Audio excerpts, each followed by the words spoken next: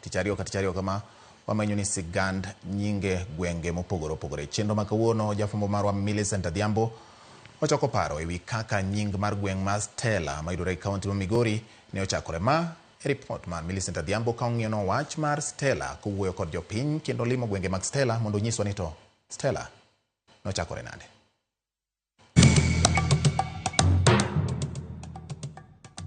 Nyakora mogia juang machiegni kendo e telo machielo e chendo ni mar ng'e gwengewa. Kalapapla mar ng'e gwenge pod onenore mana e kaunti ma Migori. Ofuyo kowuok kod jope ma obiro opiyo kama ong'ere ni Stella. Mana kaka pile wachako kod paro mopogore mowuok kuom jogweng' e gino ma giparo madine mi chak gweng' kata center ni Stella. Ne awinjo ni ne nitiere mzungu moro manodak ka mane miyo to niluonge ni Stella.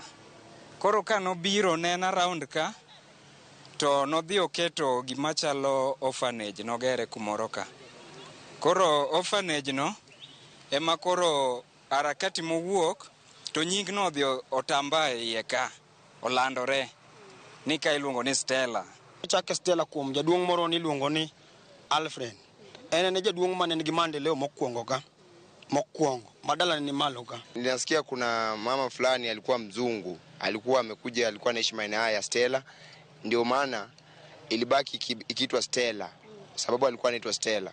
Miyo mane luongo ni Stella to koro en keche manochako Stella to nyinge benen Stella ma giwacho ni we wayaw ohala nying mama ni keche iluongo ni Stella. Bang'o joparo mopogore ma jogweng' oselieko kosenyo kod nono mar Stella we koro wawinja nena adiri motenore kod kuku mar wach e wi gima dine mi chaka luora ni Stella. Nying Stella en mar min yo wuogi ohala ma iluongo ni Nathan Ondego owadgi Alfred Mudeis. To wuon-gi ma wuon yo weg business mar Stella ne iluongo ni Mudeis. Mano emano bedo kaka nying no nochakore mar miyo mane onyuolo ni weg Stella no. Pande kaka kanye giko mar chakruok mar nying no. Min weg ohala ne Nathan Ondego ma wuod Mudeis. Koro Stella ne jaod Mudeis. Center no nochak gi jaduong' ni Titus Omido ma Jamargol. Ne eno mano kuongo gero dukni ariyo kanyo. Koro Stella ni to jogo nobiro ng'iepo ma gichako business. Aluora ni to okochake Stella. Aluora ni luongo ni Mukuyu kaluwore gi skul manikani. To Stella nobiro kaka trade name. Ng'ato nobiro go hala mar bane nitiere nyako moro mane miel sana yo western kocha kamoro ni Chavakali. Nyako no niluongo ni Stella. Kore mano kawo that name obiro kete ba to chako business mar ba moluongo ni Stella. Manying mari Mukuyu cha nolal nikech Mukuyu no stand for school gi kanisa. Tom Stella landore kod wach mane kata timbe mage e Migori ka. Ida Odinga dala gini mana bathe ka. Koro oja Stella ka. Koro emomiyo ne nying no medo landore ahinya. Jaod Raila aka miluongo ni Ida Odinga. Oaka mache dala gi mae kanisa molimi. Area no mano lopgi. Emomiyo koro samoro nyabe nong'ere mar ariyo gi sikunde be nochako chon.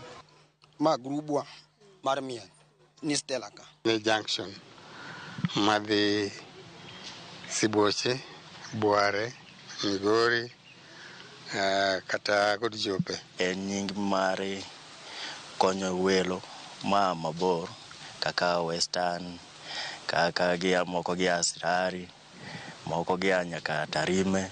To bende Stella ni kod dongruoge ma osenyuolo ne jodak mawuok e aluora ni. Chon ne wan mana gi kibanda lakini gisani waneno ka change nitiere. Waneno ka dukni nitiere ma bende permanent. Restaurants gini king'iyo bathe kanyi neno ka nitie. Kine kaka sani wan gi Petrolika, wan gi dukni bei, wan gi gik mopogo sani neno ka mine bende uso ka. Koro mage dongruok kombe no sedhi mbele. To gi orphanage bende en ka to nochako po. Ka nolo stage ne onge ka. Kidhi bathe ka mine be use. Wan gi police station mano kel kanyo for security. Bende wan gi dispensary miluongo ni New Care. Mane poko mombiro bang' yawo that center. School ka olos maber mar nochako kanisa ochako nyuolo school ma iluongo ni Mkui Primary. School mar primary nochako nyuolo secondary. To gin rem mage ma jodak ma Stella pod yuago mondo mi okelnegi alworani mondo Stella oting're malo okelnegi lokruok. Sirikal ogernwa chiro moro, ochako kunynwa cho ma yande wan godo ka, cho chande osefirisika ma sani eri en cho moro modinore. Agombo ni min pinga aka miluongo ni Ida Odinga. Sikundwa no bede one of the excellent schools in Migori County. Mar ariyo king'iyo Migori, the whole of Migori County waonge golf club. Golf club wayudo mana Kisii to gi Kisumu. Puothgi manindo ka manono ni kinyalo loke golf club. Nyalo kelo pesa mang'eny to nyalo ndiko ji mang'eny ka kabisa. Ramogi wan gi timbo mar miel. Wagombo luongwa kanyo wabiwa miel. King'iyo YouTube ka idhiro ne Flash Crew Kenya e timba. Koro gimono kwayo serikal ang'eni gidhi watch gini Ramogi ka. Stella ka king'iyo yo madhi malo cha. Kane form tuno lande ga ne en Tamak Road. Basa ndipo den maram.